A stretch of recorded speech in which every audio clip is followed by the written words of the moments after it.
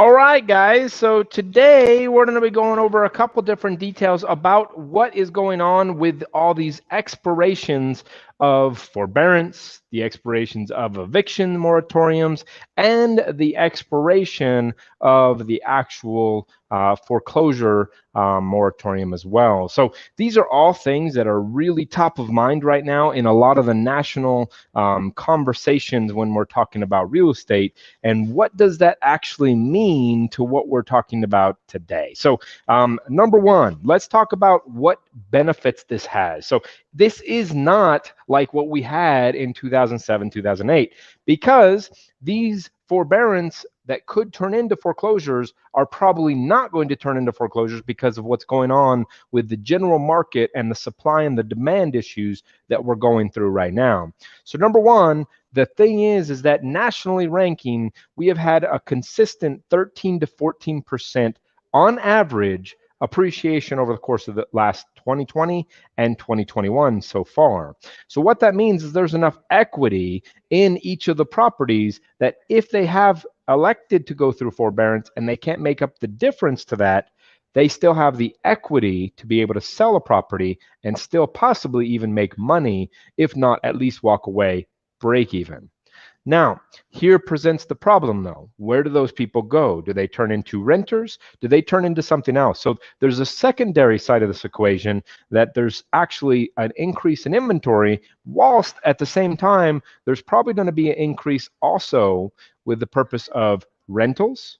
And there's probably going to be an increase as well in just the simple point of buyers coming back into the market, taking up and scooping up that inventory even faster. So once again, creating another supply and demand shortage, therefore pushing the prices even higher, once again, solving the problem. So these are all things that are kind of coming into play.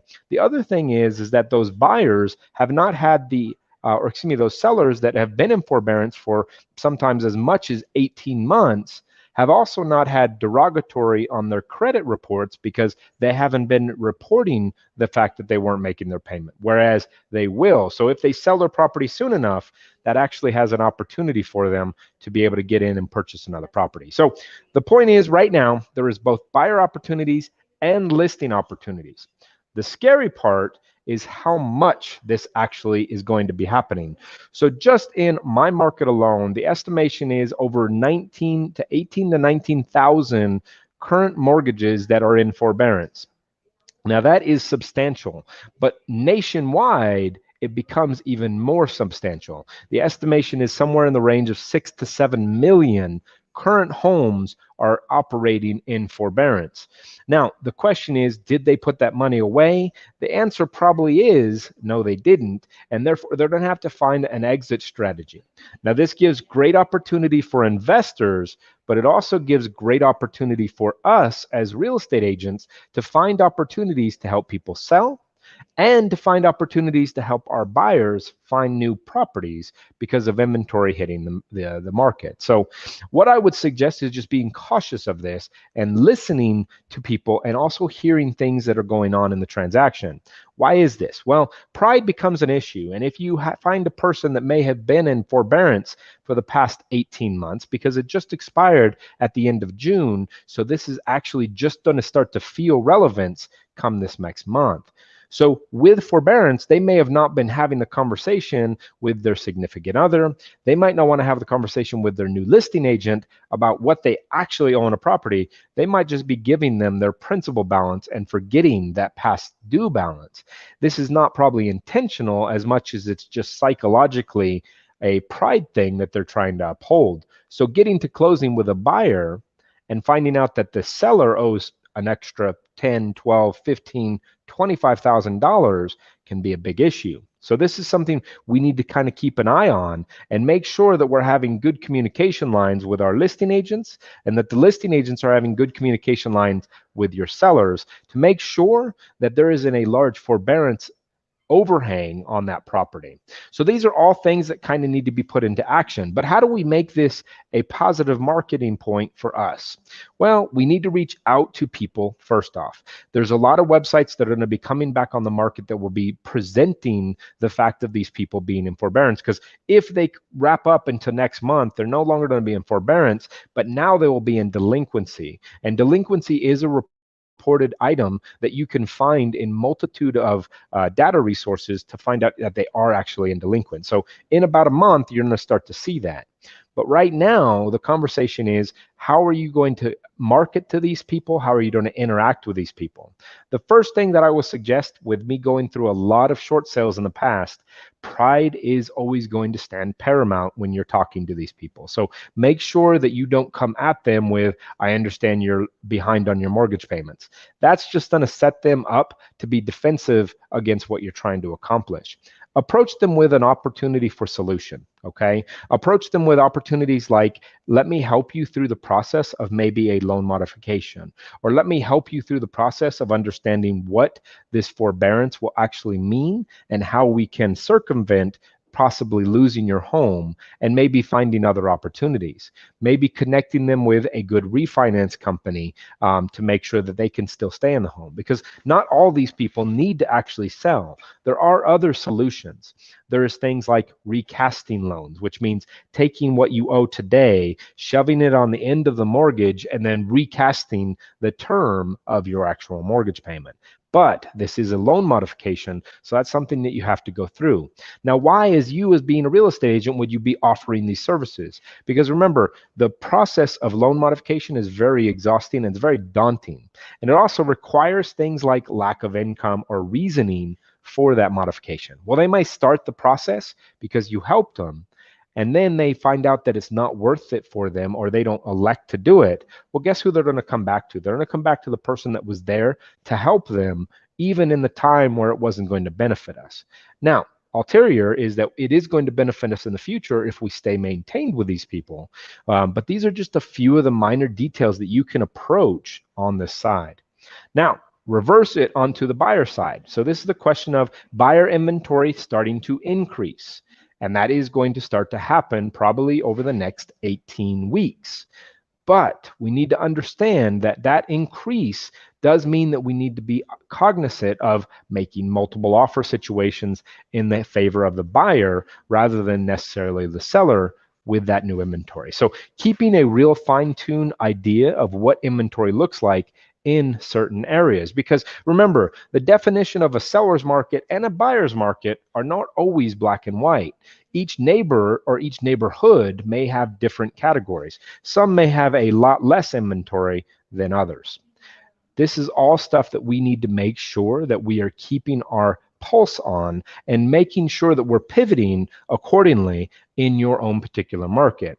Now, just the markets that we tend to deal with, they tend to be very high prevalent markets where people have secure income. In El Paso, we're very insulated. We have a lot of military jobs. We have a lot of government jobs. So those incomes never changed. That does not mean that they didn't go through forbearance. So those people may need to find a resolution that requires either selling or possibly refinancing. Whereas when you're dealing with a market where a lot of jobs were lost, or in a lower price point where retail jobs tend to live, these are places that you need to have different discussions. So knowing what you're actually going for is key and ideal in this process.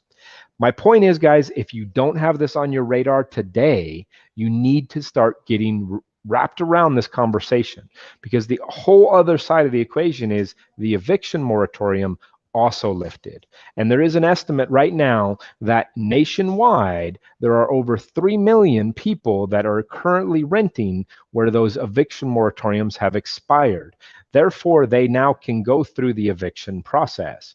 Now, this means that not only are there going to be more inventory pieces hitting the market, but it also means that there may be more distressed inventory hitting the market, because those tenants may have not taken best care of that property, or when they get evicted, they might not take best care. And that investor may want to sell at an as-is or discounted price in order to find that investor that comes into the equation. So what are some of the tools and resources that we can put in action today for that? Well, one, make sure your investors are primed and ready to go. So when that inventory does hit market and it can't be sold in a conventional format, they have cash to put in the right place or a hard money or an investment loan ready to go. The other side of that equation comes down to what are we going to do with all these tenants that are going through these evictions? They're going to need a place to live as well. So this is another investment technique. So this is what you would consider, a gentrification. So a movement from one neighborhood increasing in value and pushing out the people that may be at a lower income, and that trickles down to neighborhood after neighborhood. So this is something that we want to kind of understand, and we want to make sure that we're ahead of it. So the key is understanding where those renters may go if they have to rent at a lower pace. Even in our own market alone, an average rent of $1,100 last year is now currently sitting at $1,350 this year. So that means even in the person that was making the money to pay the rent last year may not necessarily be able to do it at the same pace this year and may have to downgrade. So these are all things that we need to keep top of mind, and we need to make sure that we're working through this process rather than just ignoring it until it comes right in your face. So just keep an eye on it, keep a pulse on it, and make sure that you know how to use the best use of how to market towards it, how to make money on it, and how to keep your clients at top of mind authority through this whole process, because there's going to be a lot of people asking questions. Now, what are some of the places that I currently keep as far as value to be able to bring to my clients? A couple great ones, keepingcurrentmatters.com. So that's keepingcurrentmatters.com, and that is plural. Another place that I love to look at is inman.com. Last place is you can just make some adjustments on your iPhone and adjust your Apple News to give you information about actual topics that are relating to real estate.